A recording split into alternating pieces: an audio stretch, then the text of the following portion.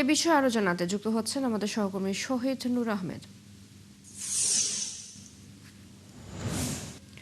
শহীদ নূর, নদ নদীর অবস্থা কেমন দেখছেন? এ বিষয়ে কৃষকরা কি বলছেন? আগাম বন্যা ঠেকাতে প্রশাসনের কোনো ব্যবস্থা নেওয়ার তৎপরতা আপনার চোখে পড়েছে কিনা জানাবেন।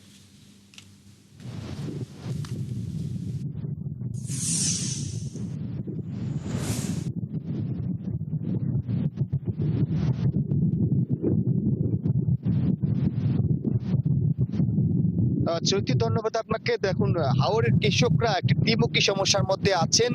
একদিকে বৃষ্টিপাত হচ্ছে, পাহাড়ি ঢোল, অন্যদিকে জলাবদ্ধতা আর আকাশে বজ্রপাত। এই ত্রিমুখী সমস্যার মধ্যে কৃষকরা রয়েছেন, তারা ধান কাটতে পারছেন না। আমি যদি এই পাশটা দেখানোর চেষ্টা করি, দেখতে পাচ্ছেন অনেক কৃষক আসলে অপেক্ষা করছেন হাওরে নামার জন্য, কিন্তু তারা আদৌ আসলে যেভাবে প্রাকৃতিক বৈরিতা সকাল থেকে হচ্ছে, রাতে কিন্তু বৃষ্টি হয়েছিল এবং এই হাওরটিতে এখনো পর্যন্ত শ্রমিকরা আসলে ধান কাটতে নামেননি।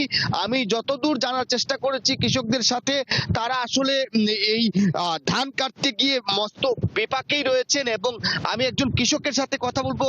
আপনারা কি পরিমাণ ধান আসলে হাওরে রয়েছে, কতটুকু ধান ক্ষতি হয়েছে, বা কেন হাওরে যাচ্ছেন না?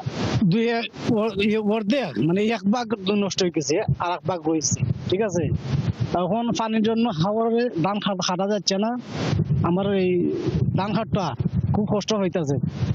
এরপরে তোমার রাস্তাঘাটও আনা খুব জটিল।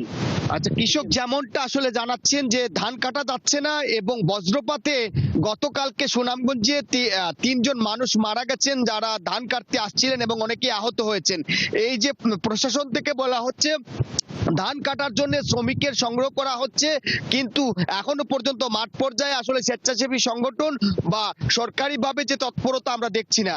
কৃষকরা আতঙ্কগ্রস্ত হচ্ছেন, যেহেতু আজকে থেকে আসলে পাহাড়ি ঢোল আসার কথা, এবং এতে যদি উজানে আরো বৃষ্টিপাত হয়, তাহলে বাঁধ আসলে কতটুকু সক্ষম থাকবে সেটি নিয়ে প্রশ্ন করছেন। যদি হাওরে ফসল ডুবি হয়, তাহলে কৃষকদের ফসল গুলায় তোলা নিয়ে আসলে অনিশ্চয়তা রয়েছে। চৈতি। শহীদ নূর, ধন্যবাদ আপনাকে। আমাদের সাথে সুনামগঞ্জ থেকে যুক্ত ছিলেন সহকর্মী শহীদ নূর আহমেদ।